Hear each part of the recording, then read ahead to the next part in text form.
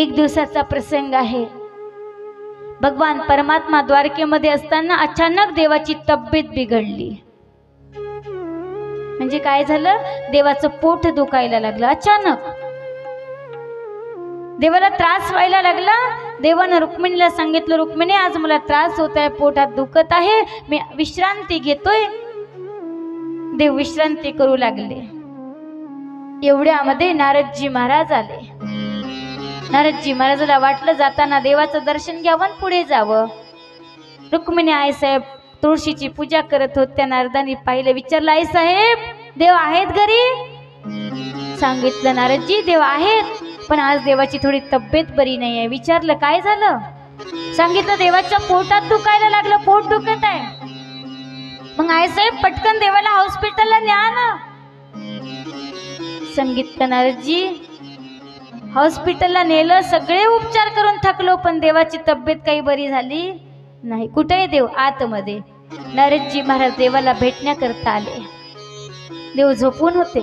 आवाज दिला, प्रभू देवा उठा, काय झालं? सांगितलं नारदजी आज तब्येत बरी नाही आहे, पोट दुखायला लागलं, उपचार औषध गोळ्या सगळं घेतलं, पण काही परिणाम झाला नाही। नारदजी जर तब्येत बरी होण्याचं औषध जर तुमच्याकडे असेल तर तेवढं औषध मला द्या। सांगितलं देवा औषध तर सांगा, तुम्ही औषधाचं नाव सांगा फक्त, लगेच मी मिळवून देतो।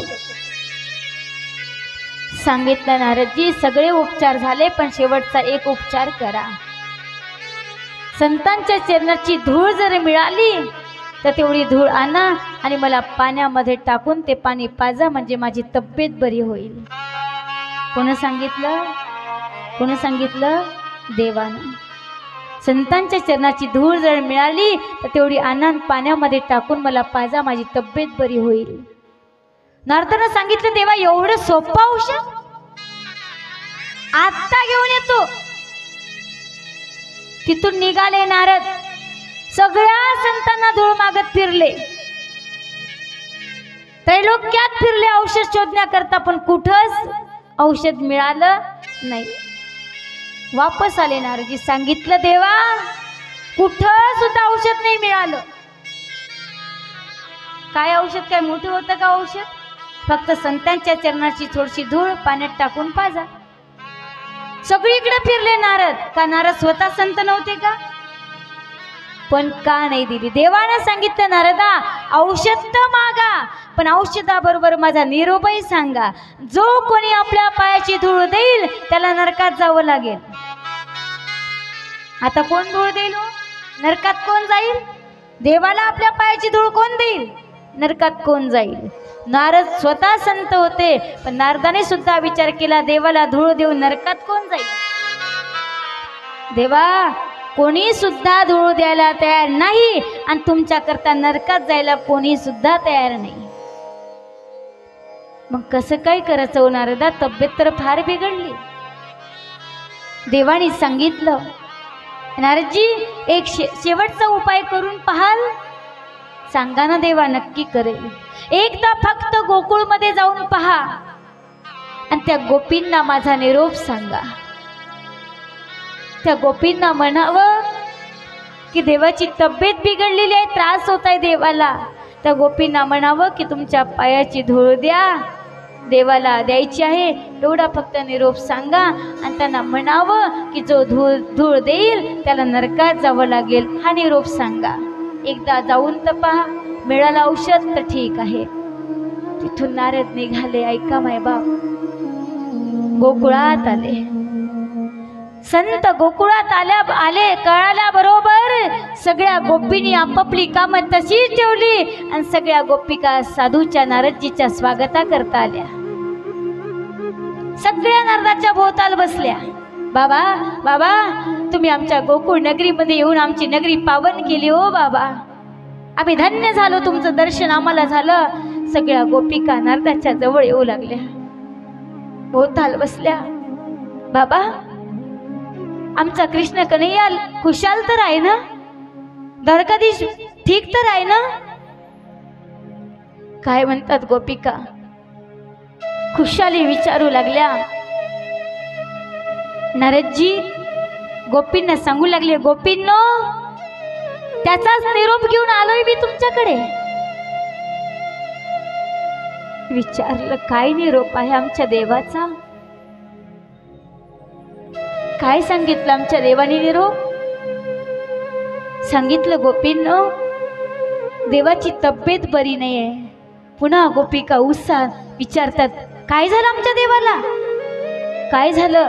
काय झालं? बोला नारदा, लवकर सांगा, उशीर करू नका. आमच्या देवाच्या तब्येतीला काय झालं? किती प्रेम होतं गोपींचं. सांगितलं, गोपींनो देवाचं पोट दुखायला लागलं, त्रास होत आहे देवाला. मग नारदा, औषध उपचार? गोपींनो तुमच्याकरता औषध नेण्याकरता चालू तुमच्याकडे. गोपींनी विचारलं, आमच्याकडे देवाचं पोट बरं होण्याचं औषध? हा गोपींनो. काय औषध देऊ नारदा? लवकर सांगा, आमच्या देवाची तब्येत लवकर बरी झाली पाहिजे, लवकर सांगा, कोणतं औषध देऊ?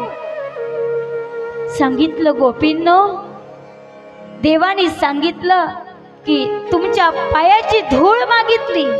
आमच्या पायाची धूळ? नारदा पोतं आणलं का म्हटले, पोतं धूळ न्यायला. पोतं? नारद आश्चर्यचकित झाले. पोतं? गोपिका आपल्या पायाची धूळ आणि पोतं आणलं का विचारतात. हा नारदा, लवकर धूळ घेऊन जा.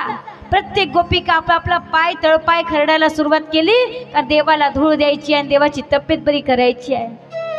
नारदजी म्हणतात, गोपींनो थांबा, गडबड करू नका. तुम्ही धूळ द्यायला तयार झाला, पण पुढचा निरोप ऐका देवाचा. पुढे देवाने काय सांगितलं ऐका. काय सांगितलं नारदजी आमच्या देवानं? गोपींनो देवानं सांगितलं, जो कोणी आपल्या पायाची धूळ देईल त्याला नरकात जावं लागेल. गोपिका म्हणतात, नारदा बस एवढंच? आमच्या पायाच्या धुळीमुळे जर आमच्या देवाची तब्येत ठीक होत असेल ना नारदजी, तर एक जन्म नाही, हजारो जन्म आम्ही नरक भोगायला तयार आहे, पण आमच्या देवाची तब्येत बरी झाली पाहिजे. हजारो जन्म नरक भोगू, पण आमच्या देवाची तब्येत बरी झाली पाहिजे. याला म्हणतात शुद्ध प्रेम, याला म्हणतात शुद्ध भाव, याला म्हणतात शुद्ध श्रद्धा, याला म्हणतात प्रेम. एक नाही, हजारो नरक भोगण्याची ज्या गोपींची तयारी आहे, त्या गोपींचा भाव कसा असेल विचार तर करा थोडा. नरक भोगण्याची तयारी हो. प्रत्येकीनं आपल्या आपल्या पायाची धूळ नारदाच्या सोबत दिली. नारदाला लाज वाटू लागली. ती धूळ घेतली, द्वारकेमध्ये आले, चेहरा लहान केला. देवा उठा. देव म्हणतात, नारदजी मिळालं का औषध? मिळालं का औषध म्हटलं बरोबर नारदानं खाली मान घातली. देव तर रडायलाच लागले. नारदजी मला माहिती होतं, जे स्वतःच्या प्राणापेक्षाही माझ्यावर जे प्रेम करतात ना, त्यांचंच नाव आहे गोपी आणि त्याच आहेत गोपिका.